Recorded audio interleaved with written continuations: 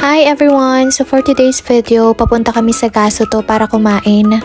First year anniversary kasi namin ngayon sa Japan kaya naisip namin i-celebrate sa labas.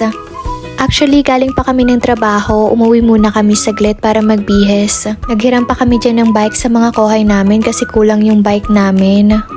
Dalawa lang kasi yung in-issue sa amin na bike kasi malapit lang daw kami sa company. Eto nga pala yung mga dorm ng mga kohay. Nagantay lang kami dito ng ilang minuto kasi naantay namin kung available na yung bike na hinihiram. At dito nga namin naisipang kumain ulit sa Gasuto. Very familiar siya kasi lagi siyang kasama sa mga vlog ko. Dito na lang namin naisipang kumain kasi ito lang yung pinakamalapit na restaurant. Medyo mura lang kasi yung mga pagkain dito at masasarap pa. Makakapili ka pa ng mga iba't ibang klase ng menu. Low budget din kasi kami kaya nagtitipid kami kaya naisipan na lang talaga namin na kumain na lang sa labas at least na-celebrate namin yung first anniversary namin dito sa Japan. Ganito nga pala yung pag-order dito sa Gasuto. So nag-order na nga kami dyan at ito yung iba't ibang klase ng menu. May iba't ibang klase silang specialty kaya hindi ka magsisisi na dito ka kumain sa restaurant na to.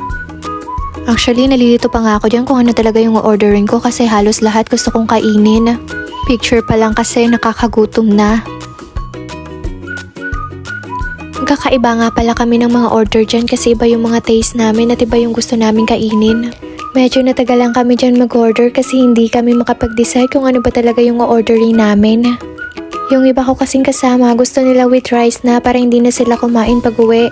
Ako naman kasi ayoko ng rice kaya iba't iba na yung na-order namin.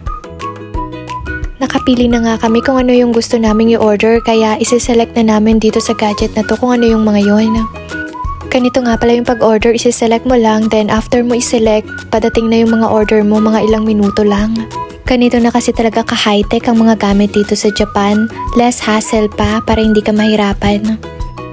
Tamang selfie at mema muna kami habang nag-aantay kami ng mga order namin. Ito na pala yung in-order ng kasama ko.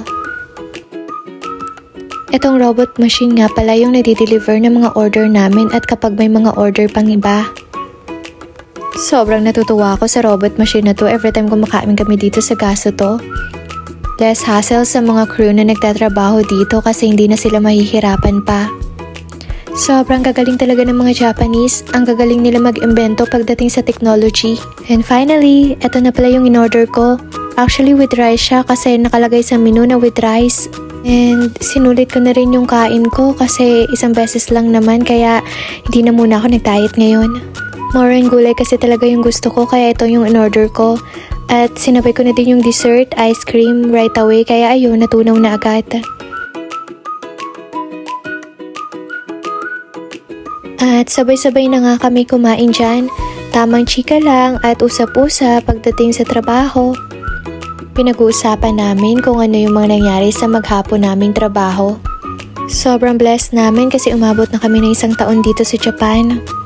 2 years to go na lang, pabalik na kami ng Pinas kaya sinusulit na talaga namin yung mga experience namin dito sa Japan. Pinag-uusapan namin dyan kung ano yung mga plano namin sa mga susunod na araw.